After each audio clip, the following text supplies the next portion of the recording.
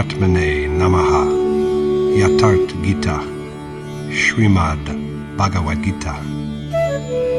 Chapter 17. The Yoga of Threefold Faith. Yogeshwar Krishna explicitly said at the end of chapter 16 that the action which he has repeatedly spoken of commences only after the renunciation of desire, anger, and greed. It is the action without accomplishing which there is neither happiness nor perfection, nor the final beatitude. Scripture is therefore the authority to fall back upon whenever we are faced by the dilemma of that which is worthy of being done and that which is unworthy, of that which we should do and that which we should not. And that scripture is the Gita, the epitome of the most esoteric knowledge. There are other scriptures also, but it is of the utmost importance that we always keep our eyes fixed on the Gita. If we seek elsewhere, we may stray, for the systematic, straight approach of the Gita is not to be found anywhere else. Thereafter, Arjuna asks the Lord to enlighten him on the state of persons who worship in contravention of the scriptural ordinance, although with staunch faith. Are they sattviki, rajasi, or tamasi? Are they righteous, impassioned, or diabolical? Arjuna wishes to be enlightened on this because he has learnt earlier that whatever be the property, sattva, rajas, or tamas, it is determined by the nature of one's birth. It is for this reason that at the very outset of the chapter he raises this question.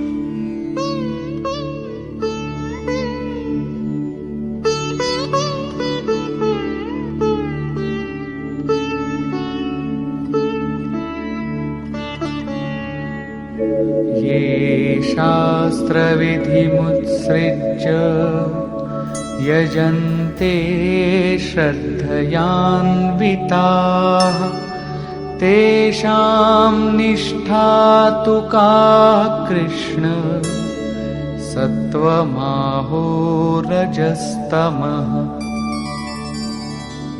Arjuna said, "What, O Krishna, is the property, sattva, rajas, or tamas, of persons who albeit worship with faith, but in disregard of the scriptural ordinance?" To resolve Arjuna's doubt, Krishna then classifies faith also as being of three kinds.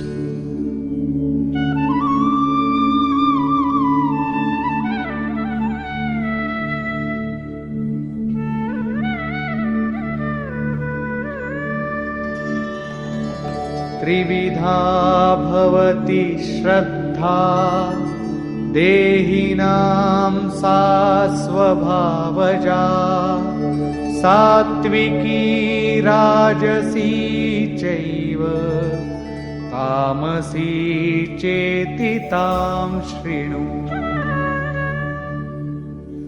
The Lord said, "Listen to me on how the faith arising from people's innate nature also is of three kinds: virtuous, impassioned, and blind." In chapter 2, the Yogeshwar Krishna told Arjuna that the prescribed action in yoga, in both the way of selfless action and the way of knowledge, is the same. The mind, which is earnestly and firmly given to selfless action, is aimed in a single direction. The minds of ignorant persons are, on the contrary, endlessly divided, because of which they invent countless different ways. Their minds are riddled with innumerable dissensions, and they not only devise various rites and ceremonies, but also flaunt them in flowery and alluring words. Unfortunately, they who pay heed to these alluring words are also deluded, as a result of which they fail to do that which is worthwhile and just. The same is reiterated here in a different way when Krishna points out that the faith of persons who worship in transgression of the scriptural injunction is of three kinds. The current of faith flowing in the human heart is either good or fervent or insensible.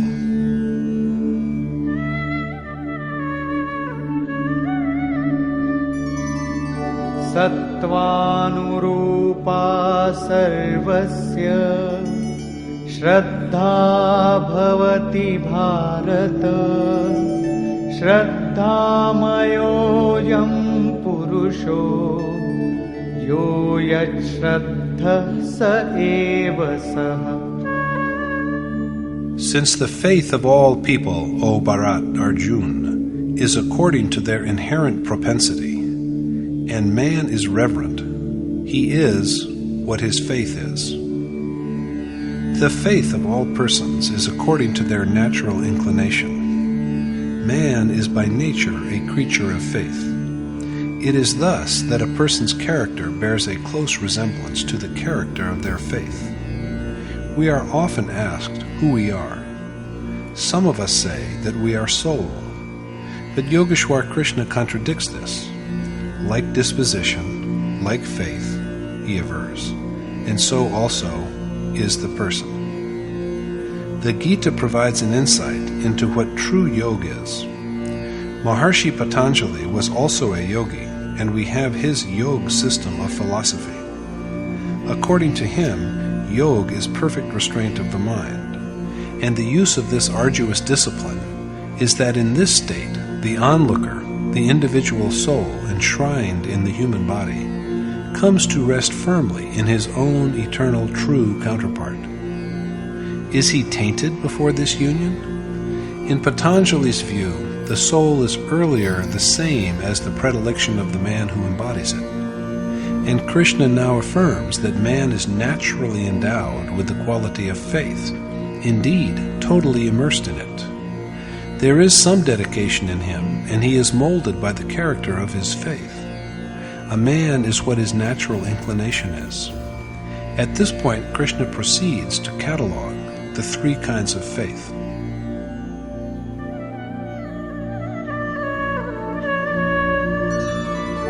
Yajante satvika deva Yaksharakshansi rajasaha Pretan bhutagananschammye Yajante tamasa janaah. While the virtuous worship gods, and the impassioned and morally blind worship Yaksha and demons, they who are blinded by ignorance worship ghosts and nature spirits. We all labor tirelessly to worship what our hearts are inclined to and what we revere.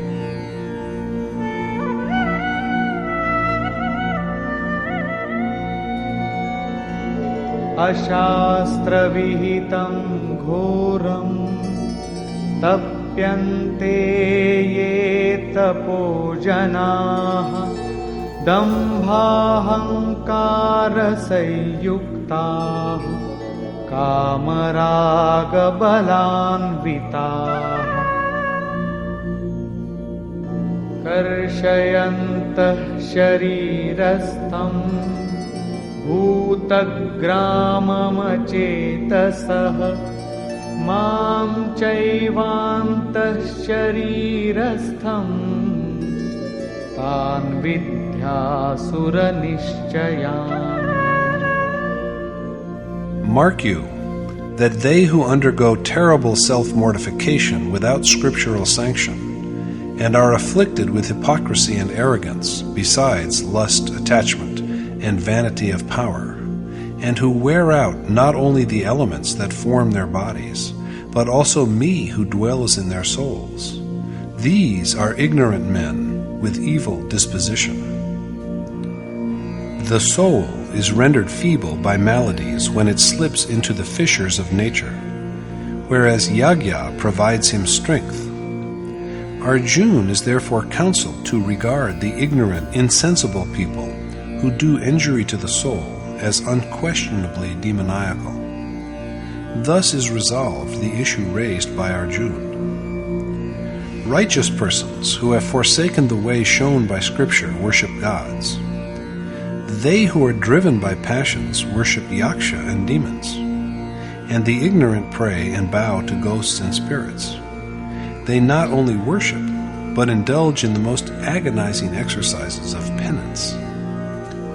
According to Krishna, however, these acts of self-mortification only sap the elements that make up their bodies and the God within their soul. Thus, instead of adoring the one true God and partaking of His divinity, they only further distance themselves from Him. These persons ought to be regarded as evil. This implies that even worshippers of gods are evil. There could be no stronger way of putting across the idea. So let us resolve to only adore and pray to and worship that Supreme Being of whom all these, the many gods, yaksha, demons, ghosts, and spirits, are no more than tiny fractions. This has been repeatedly emphasized by Krishna.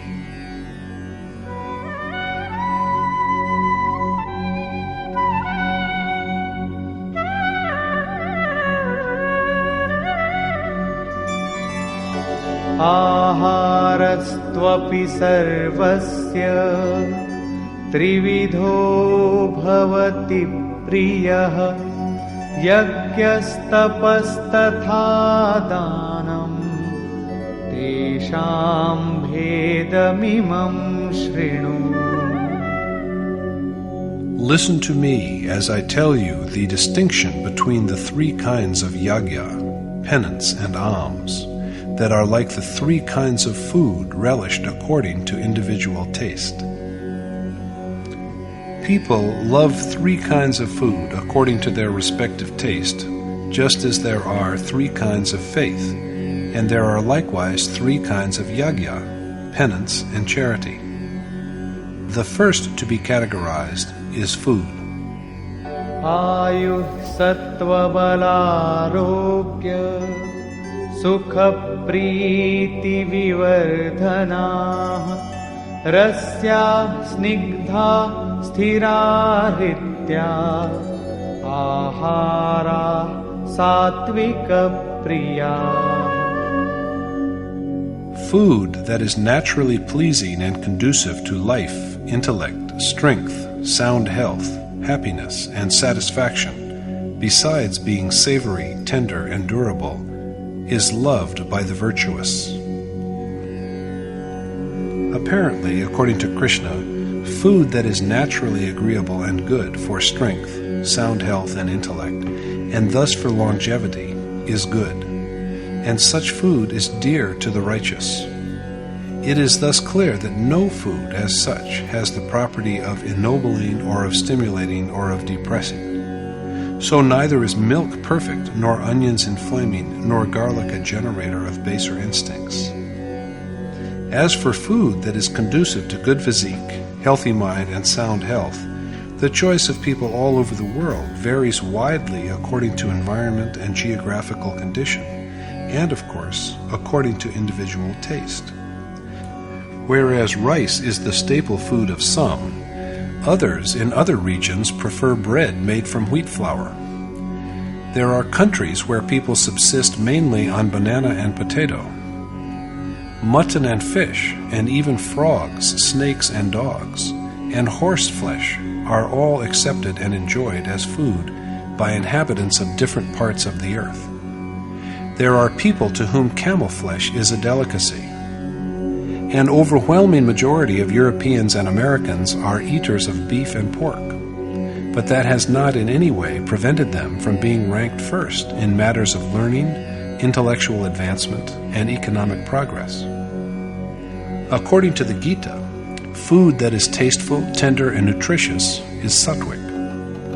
That food is good which is congenial and favorable to long life, strengthening of both body and mind, and to sound health. But it is also laid down that food that is naturally relished is good.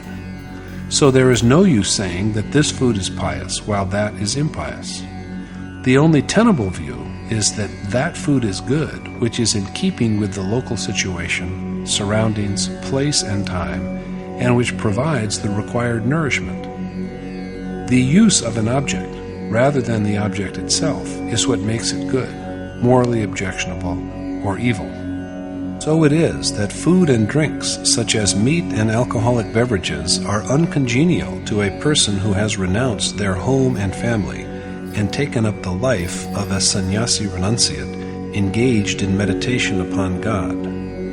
Experience demonstrates that such victuals result in a state of mind that is inimical to spiritual discipline.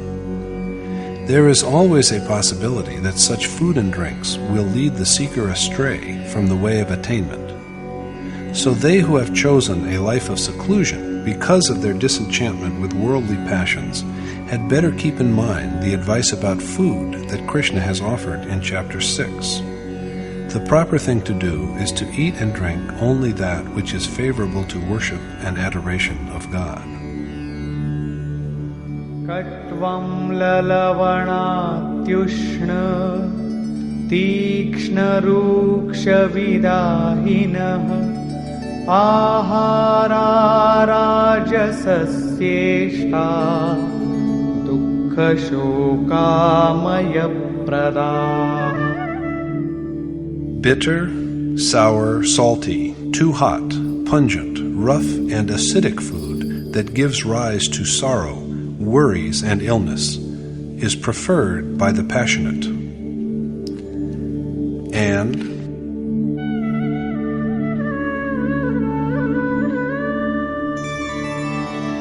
yātayāmam gatarasam pūtiparyushitam chayat uchchishtam-api chāmidhyam bhojanam tamasa-priyam. food that is half-cooked, unsavory, odorous, stale, left over, and defiled is liked by persons with a dull sensibility. The discussion of food is now closed, and that of the next subject, namely Yagya, is taken up.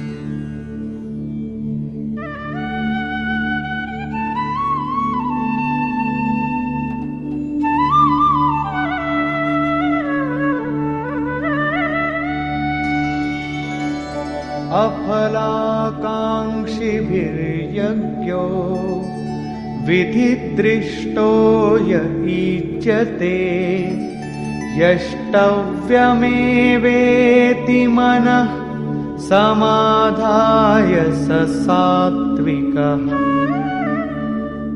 Yagya that has scriptural sanction, and the performance of which is an obligation, is fitting and auspicious when it is practiced by persons with intent minds who aspire to no reward. The Gita approves of such yagya. It was in chapter 3 that Krishna first named Yagya. Since the conduct of Yagya is the only action, he said, and all other business in which people are engaged are only forms of worldly bondage, O son of Kunti, Arjuna, be unattached and do your duty to the Supreme Spirit well. In chapter 4, then, he went on to explain the character of the unique action called Yagya, that it is an act of sacrifice in which the practitioner of yoga offers the incoming and outgoing breath, pran and apan, to each other, and in which the two vital winds are regulated by offering them as oblation to the fire of self-restraint to achieve serenity of breath. There were thus enumerated 14 steps of Yagya, which are all but varying stages of the same action that bridges the gulf between individual soul and the Supreme Spirit. In brief, Yagya has been imaged as that unique process of contemplation which leads the worshipper to the eternal, immutable God and ultimately effects his dissolution in that Supreme Being. Krishna again points to the same holy injunction when he lays it down that the yagya that is decreed by Scripture, and the performance of which is a duty and which restrains the mind, is the yagya of excellence when it is undertaken by persons who do not desire any fruit of their endeavors.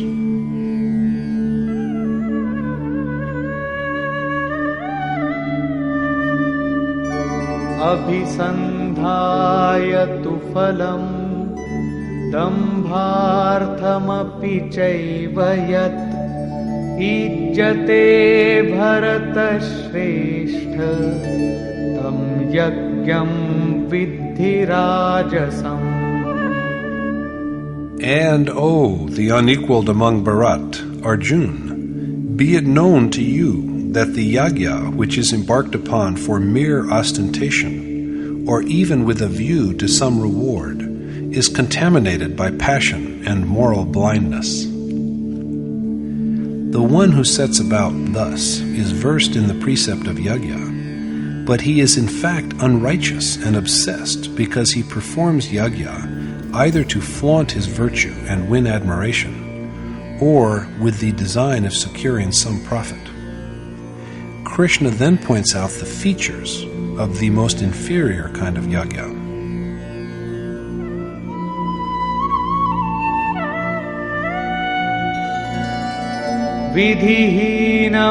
विधिहीनमसृष्टान्नं मन्त्रहीनमदक्षिणं श्रद्धाविरहितं यज्ञं तामसं परिचक्षते.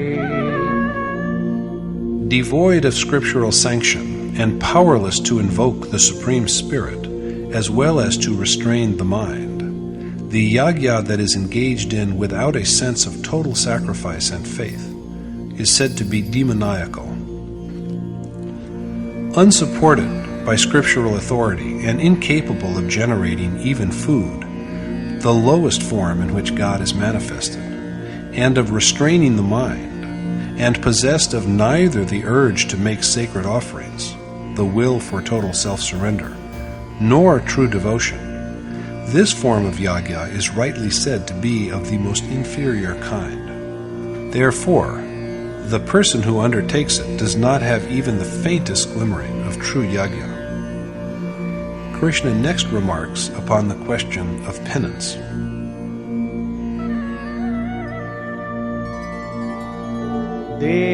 देवद्विजगुरु प्राज्ञ पूजनं शौचमार्जवम् ब्रह्मचर्यमहिंसा च शारीरं तप उच्यते. Adoration of God, the twice-born, the teacher-preceptor, and of the learned, along with having the qualities of innocence, uprightness, chastity, and disinclination to violence, are said to be penance of the body. The body ever strays towards its desires, so chastening it to make it abide by the predisposition of the soul is physical penance.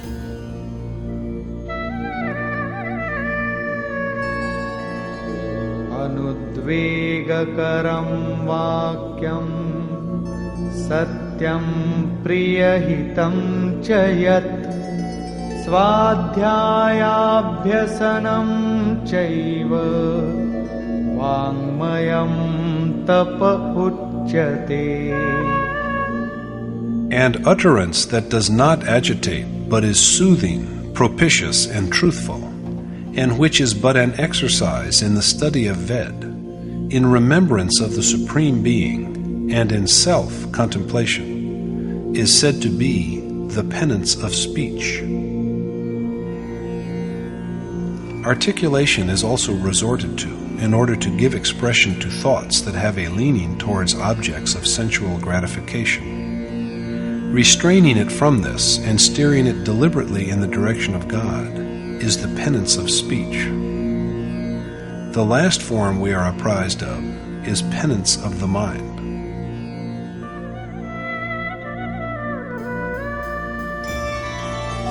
मनः प्रसादः सौम्यत्वं मौनमात्मविनिग्रहः भावसंशुद्धिरित्येतत् तपो मानसमुच्यते.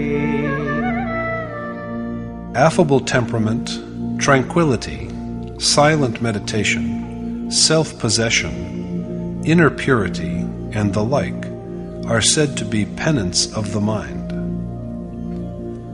Simultaneous practice of the three kinds of penance, of body, speech, and mind, is the truly worthwhile penance.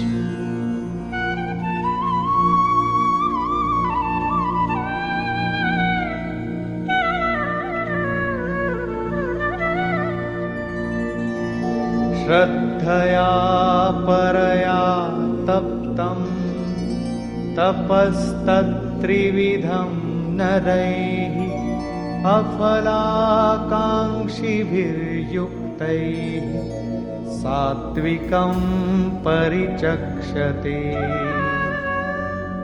The threefold types of penance, undergone with utmost faith by selfless persons who do not desire any fruit thereof, is said to be truly righteous. The other kind of self-mortification is that which is indulged in by people of passion.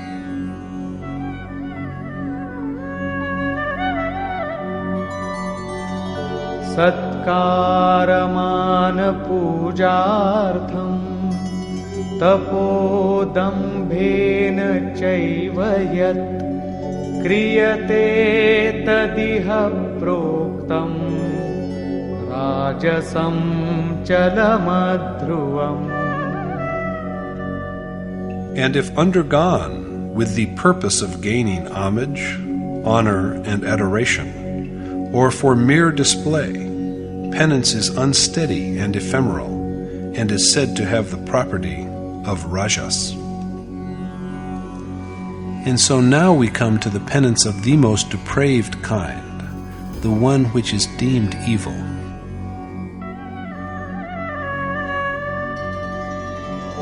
Mudhagrahenatmano yat pīdaya kriyate tapaha parasyotsadhanartham va tattamasamudarhitam. The penance that is undertaken out of mere stupid stubbornness or to hurt others is said to be diabolical. Thus, as we have seen, the purpose of penance, that is good and virtuous, is to mold the body, mind, and speech in harmony with the cherished end. The mode of impulsive penance is similar, but it is taken up with the vainglorious desire for worldly honor. Sometimes even exceptional souls who have renounced the world fall prey to this infirmity. The third kind of penance, that which is called demoniacal, is not only done wrongfully, but also with the malicious intention of causing harm to others. Krishna next takes up the question of alms.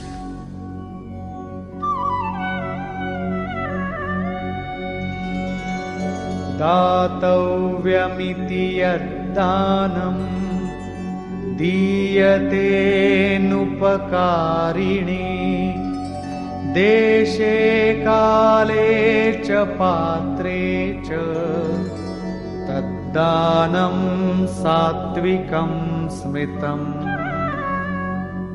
And the alms that are given to the right person at the right place and time, and in the spirit that charity is a bounden duty, done without any expectation, are said to be good. However, charity that is grievous because it is done under coercion, or with expectation of some favor or reward, is of the impassioned kind.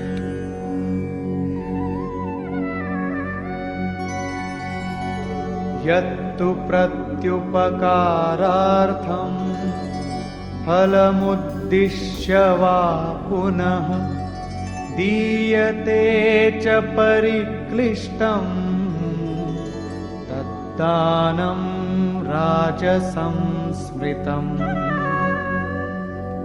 And alms which are offered grudgingly and for a good turn in exchange, or with some recompense in view, is said to be impulsive and morally improper. The basest kinds of gifts are, however, those that are offered with disrespect and scorn to the undeserving at an inopportune place and time.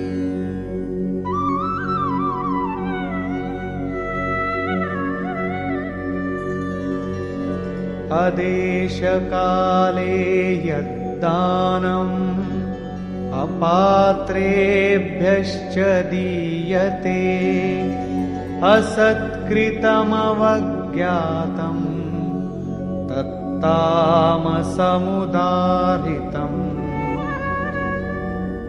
And the alms which are dispensed without deference or contemptuously to unworthy recipients at an inappropriate place and time are said to be diabolical. The revered Maharajaji would always tell us, bear it in mind that the donor is wrecked if he gives alms to the undeserving. Similar to this is Krishna's observation that charity is worthwhile only if it is directed at a suitable place and time, at the meritorious, with true generosity, and without any desire for a reciprocal favor.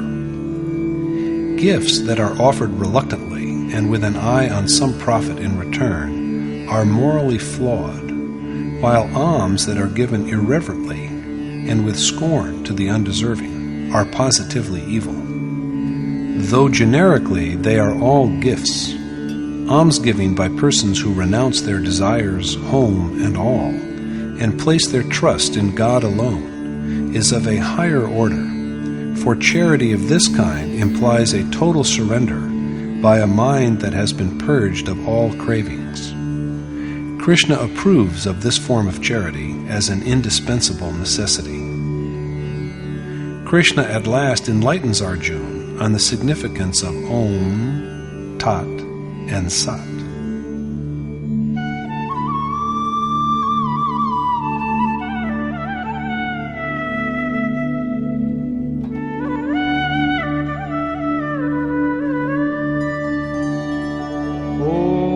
तत्सदिति निर्देशो ब्रह्मणः स्त्रिविधः स्मृतः ब्राह्मणास्तेन वेदाश्च यज्ञाश्च विहिताः पुरा. Om, Tat, and Sat are three epithets used for the Supreme Being, from whom at the outset there came forth the Brahman, Ved, and Yagya. Krishna tells Arjuna on how the three names, Om, Tat, and Sat, symbolizing God, direct us to the Supreme Being and call Him to mind. It is He who at the beginning created the Brahman, the Ved, and Yagya.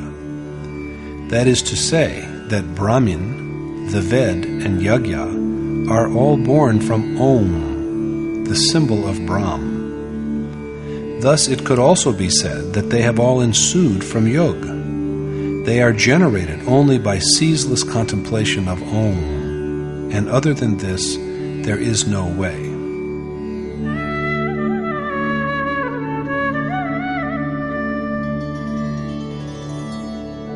Tasmadomityudaritya Yagyadana-tapah kriyah pravartante vidhanokta satatam brahmavadinam.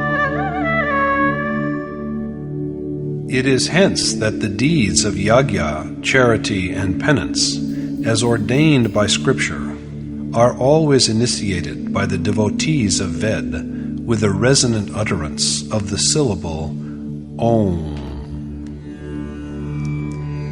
It is owing to this that performance of the ordained worship, benevolence, and penance by persons who concern themselves with God ever commences with an articulation of the sacred Om, for this utterance reminds one of that Supreme Being. Krishna then elaborates the meaning and use of Tat.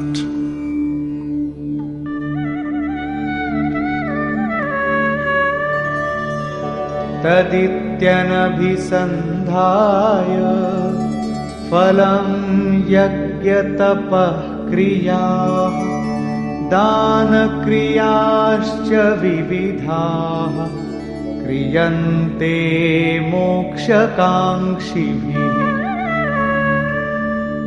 Stripped of desire for any reward and holding that God is all-pervading, persons who aspire to the ultimate bliss embark on the tasks of Yagya, penance, and charity as ordained by Scripture. Tat denotes surrender to God. Stated differently, one has to recite Om and take up the accomplishment of Yagya, almsgiving, and penance with absolute trust in Tat, that is, that God. Krishna next elucidates the meaning and use of the word Sat.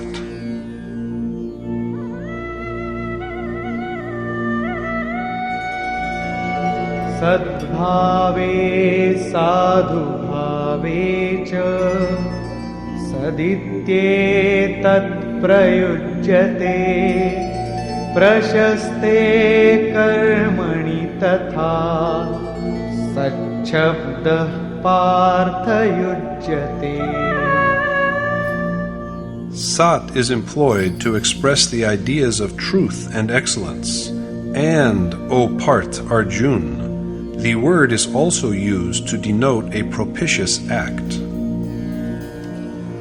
At the beginning of the Gita, Arjuna held forth that family traditions alone were permanent and real. That provoked Krishna to ask him how he had become a victim of such a deluded notion. That which is real is never absent at any time, and it cannot be annihilated, whereas that which is unreal has no existence at any time, and it cannot be otherwise. Now what is that which never has a being? Krishna affirmed while resolving these questions that the self alone is real, and also that the bodies of all living beings are perishable. The self is eternal, imperceptible, permanent, and immortal. This is the paramount truth. Krishna remarks that this epithet of the Supreme Being, that is, the word Sat, refers to truth and thus to the sense of perfection. Arjuna is further told that the expression Sat is employed when the commencement of the undertaken task is complete in every respect and well underway. Sat by no means implies that all these objects are ours. How can things our physical bodies make use of belong to us when we are not masters of even our own persons? The application of Sat is always aimed in the same direction, of faith in the verity that the self is the most sublime reality. The word Sat is used when there is firm belief in this truth, when there is a hankering after perfection to realize this truth, and when the action that effects this realization begins to get along well. On the same subject of reality, the Yogeshwar speaks again.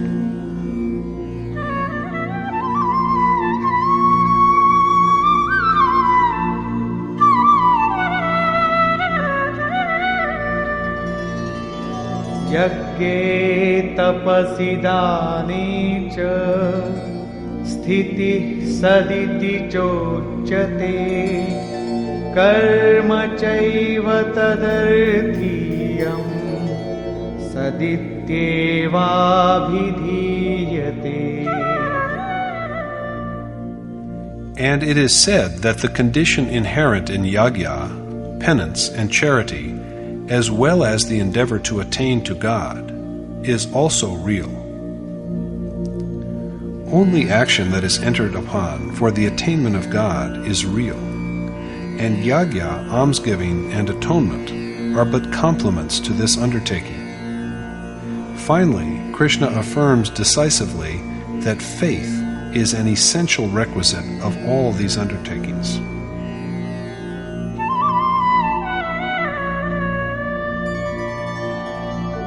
अश्रद्धया हुतं दत्तं तपस्तप्तं कृतं च यत् असदित्युच्यते पार्थ न च तत्प्रेत्य no इह.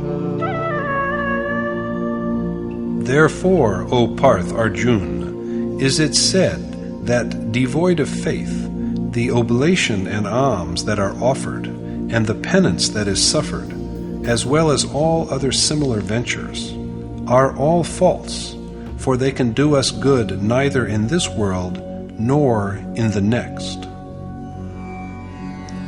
All that is done without genuine trust and reverence, whether sacrifice or charity or self-mortification by way of contrition, is unreal. This is said, for such deeds are beneficial neither in this life nor after death. Faith combined with self-surrender is therefore a crucial necessity. Conclusion. Reverent service to a teacher-preceptor who has all the virtues that can provide access to the Supreme God, and sincere contrition that observes the principles of non-injury, continence, and purity, constitute penance of the body.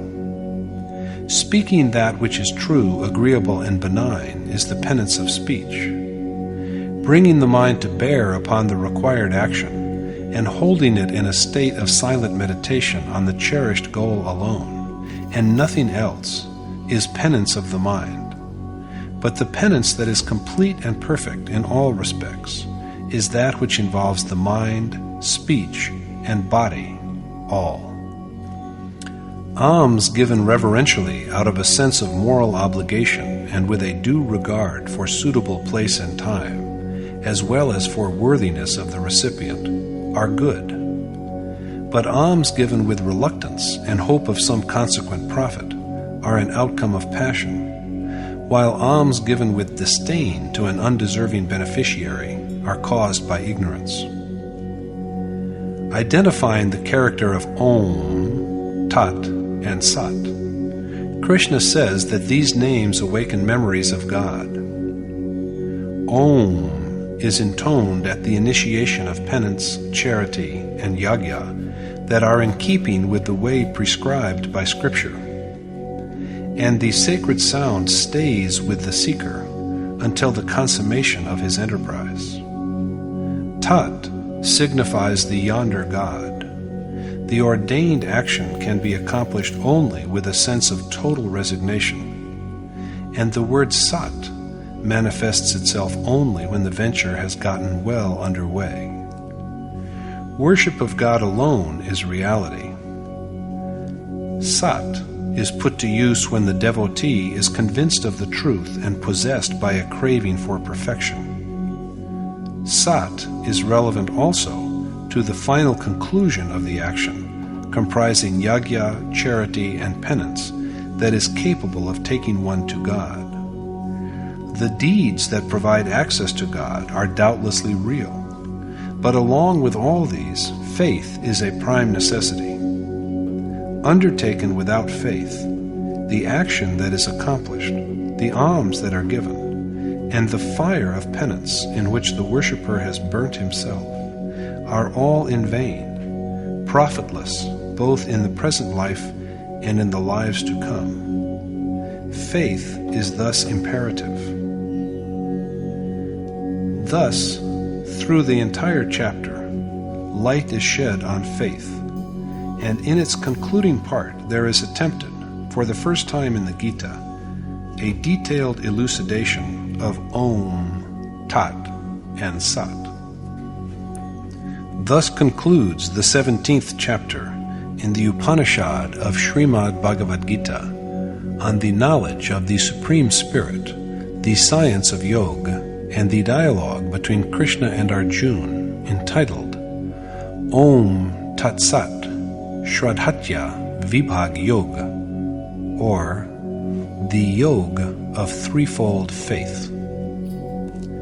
Thus concludes Swami Yadgadanand's exposition of the 17th chapter in Yatart Geeta. Hari Om Tat Sat.